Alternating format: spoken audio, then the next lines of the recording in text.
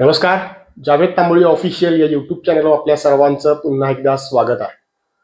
मित्रांनो, पवित्र पोर्टलवर सध्या शिक्षक भरतीची प्रक्रिया सुरू आहे. सर्व अभियोग्यता धारकांनी आपले प्रेफरन्सेस जे आहेत ते लॉक केलेले आहेत. आता जवळजवळ 1,40,000हून अधिक अभियोग्यता धारकांचं भवितव्य या पवित्र पोर्टलवर सध्या लॉक झालेलं आहे. आता सर्वांना उत्सुकता लागलेली आहे की याची यादी कधी लागणार आहे. म्हणजे पवित्र पोर्टलवर आपल्याला आपला रेकमेंडेशन स्टेटस कधी दिसणार आहे, अर्थातच त्याचा निकाल. या संदर्भात खूप जणांचे अनेक तर्क वितर्क जे आहेत ते लावले जात आहेत. मात्र ही प्रक्रिया अतिशय वेगवान सुरू आहे. पवित्र पोर्टलवर याद्या कधी लागणार या प्रश्नाचं उत्तर आपल्याला या 2 ते 3 दिवसांमध्ये मिळणार आहे. कारण 2 ते 3 दिवसांमध्ये ही यादी लागण्याची शक्यता आहे. कारण सध्या अंतर्गत तांत्रिक ज्या काही तपासण्या आहेत त्या सुरू आहेत पवित्र पोर्टलवर. सध्या त्याचं तपासणीचं काम अर्थातच टेस्टिंग सुरू आहे आणि ते यशस्वी झाल्यानंतर त्या ठिकाणी आपल्या याद्या ज्या आहेत त्या ठिकाणी पब्लिश होतील. म्हणजेच आपण आपला रेकमेंडेशन स्टेटस त्या ठिकाणी चेक करू शकतो विदाउट इंटरव्ह्यूचा. म्हणजे सुरुवातीला विदाउट इंटरव्ह्यूचा रेकमेंडेशन स्टेटस आपल्याला त्या ठिकाणी दिसणार आहे. मित्रांनो, यादी लागल्यानंतर त्या ठिकाणी तुम्हाला ऑप्शन असतो check your recommendation status without interview मध्ये. त्या टॅबमध्ये जाऊन तुम्ही तिथं तुमचं रेकमेंडेशन स्टेटस पाहायचा. त्या ठिकाणी तुमचं कुठंतरी एका जिल्हा परिषद असेल, नगरपालिका असेल, महानगरपालिका असेल किंवा विदाउटचे की एखादी संस्था असेल त्या ठिकाणी तुमचं रेकमेंडेशन स्टेटस जो आहे तो त्या ठिकाणी दिसतो. आणि ज्याला दिसणार नाही तर याच त्यांनी समजून घ्यायचं की त्या ठिकाणी त्यांच्या मेरिटच्या हिशोबानं त्या ठिकाणी त्यांच्यापर्यंत ते मेरिट आलेलं नाही. त्यांचं रेकमेंडेशन स्टेटस जो आहे तो त्या ठिकाणी दिसणार नाही.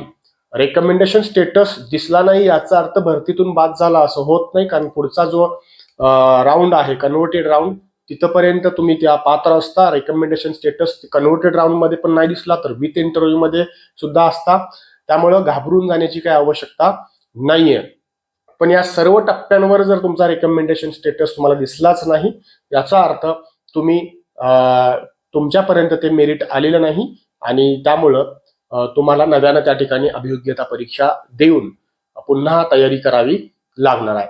आता राहिला मुद्दा कागदपत्र पडताळणी असेल किंवा कोणती कागदपत्र कधी द्यायची आहेत या संदर्भात असेल. कारण अनेक फोन जे आहेत ते आत्तापासूनच विचारतात. कॅरेक्टर सर्टिफिकेट असेल किंवा इतर जे काही वैद्यकीय तपासणी असेल ते आत्तापासून विचारतायत. तर मला तुम्हाला सांगायचं आहे की कोणती कागदपत्र आता तुर्तास लागतात आणि कोणती कागदपत्र ही नंतर दिली तरी चालतात आणि ती कधीपर्यंत द्यायची असतात.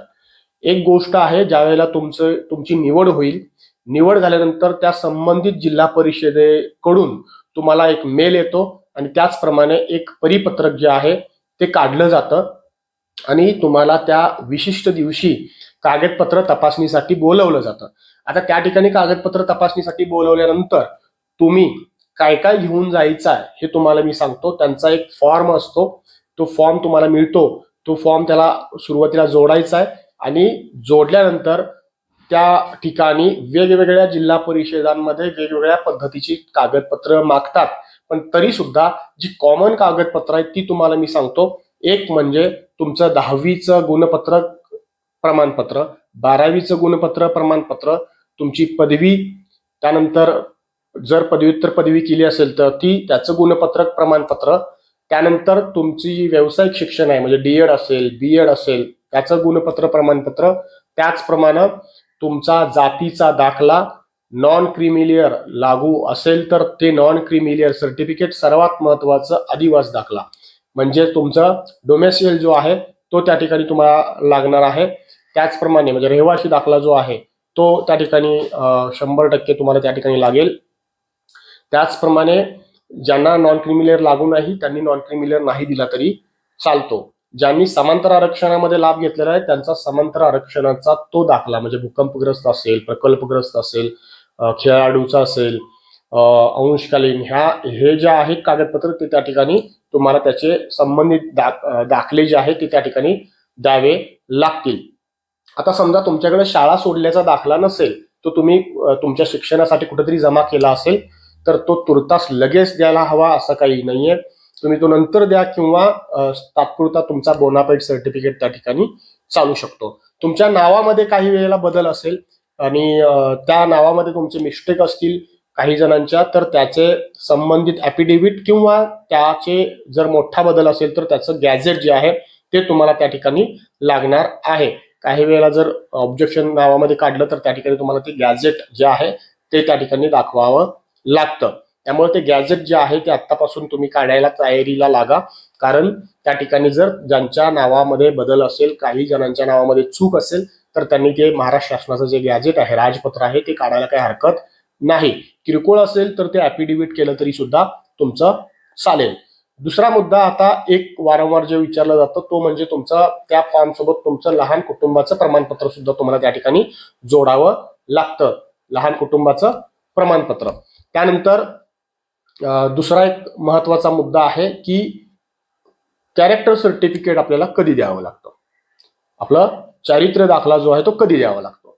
तुमची ज्या वेळेला निवड होते, निवड झाल्यानंतर तुम्हाला एक ठराविक कालावधी असतो, त्या ठिकाणी तुम्ही ऑनलाईन पद्धतीनं हा कॅरेक्टर दाखला जो आहे तो काढू शकता. तुमच्या संबंधित जे तुमच्या त्याच्या जिल्ह्यामध्ये तुम्ही जिथं राहत होता तिथलं तुमचं पोलीस स्टेशन आणि SP ऑफिस, तिथं तुम्हाला तो ऑनलाईन दाखला जो आहे तो मोबाईलवरून सुद्धा तुम्ही काढू शकता, लॅपटॉपवरून काढू शकता, ऑनलाईन काढू शकता. तुम्हाला प्रत्यक्ष तिथं जायची सुद्धा आवश्यकता नसते.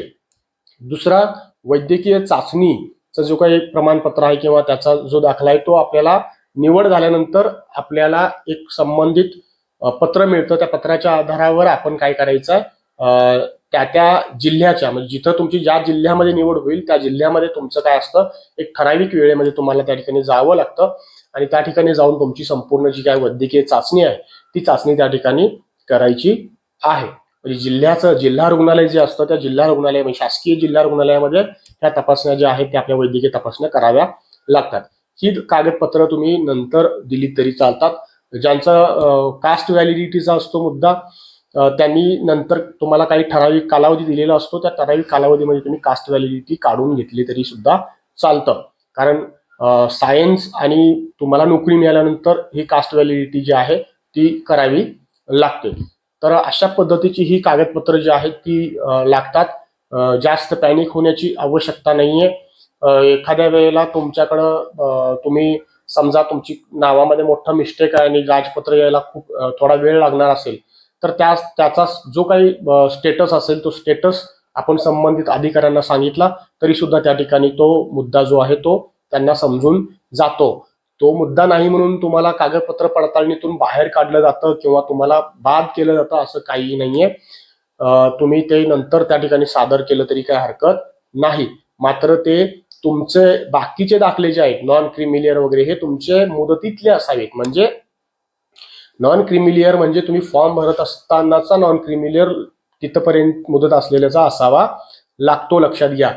नाहीतर तुम्ही नॉन क्रिमिलियर फॉर्म भरलेल्या नंतरचा त्या ठिकाणी चालतो का वगैरे तर तो चालत नाही.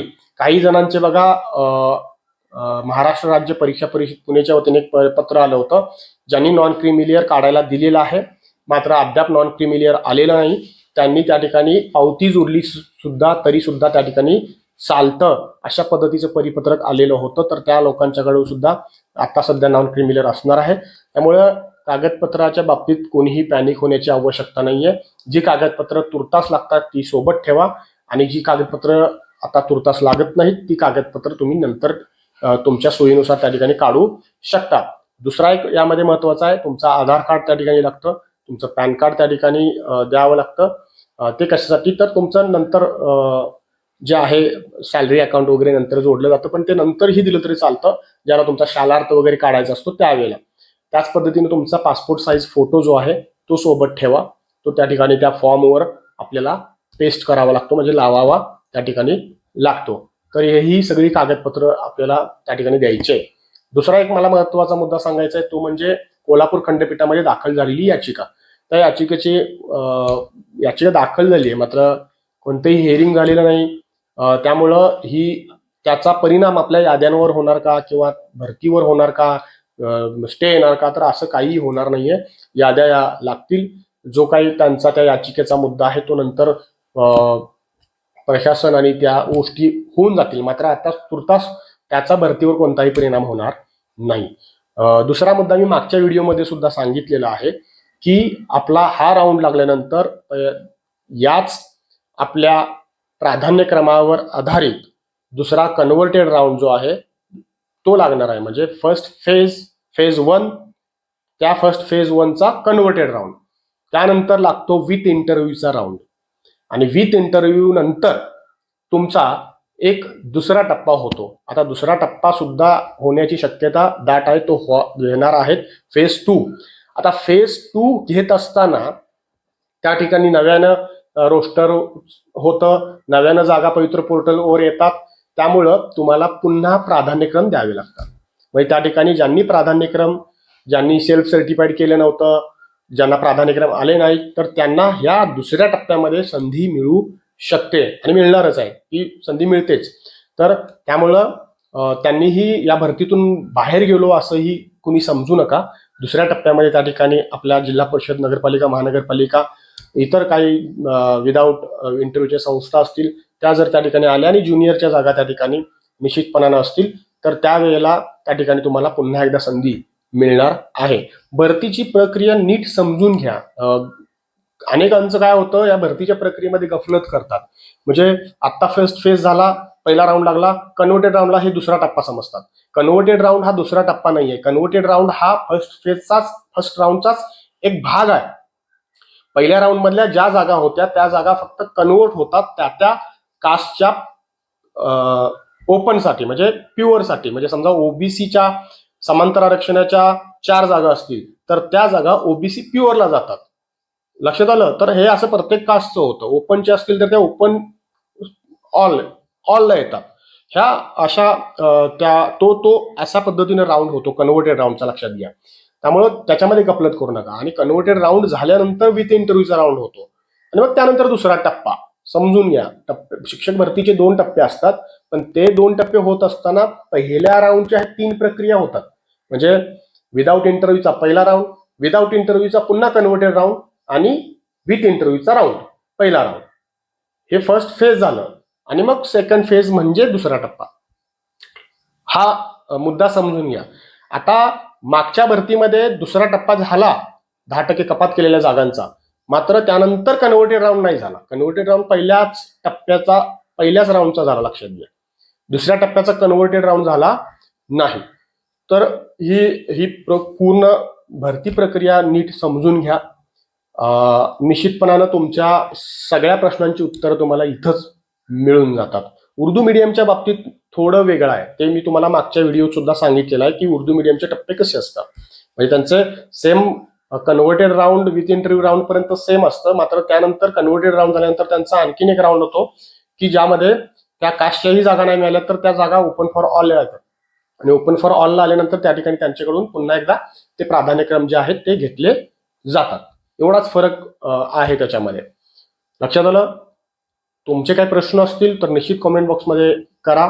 त्या प्रश्नांची उत्तर देण्याचा निश्चितपणानं प्रयत्न केला जाईल. व्हिडिओ आवडल्यास शेअर करायला विसरू नका. असेच व्हिडिओ पाहण्यासाठी, अशीच माहिती पाहण्यासाठी चॅनलला सबस्क्राईब करायला विसरू नका. धन्यवाद.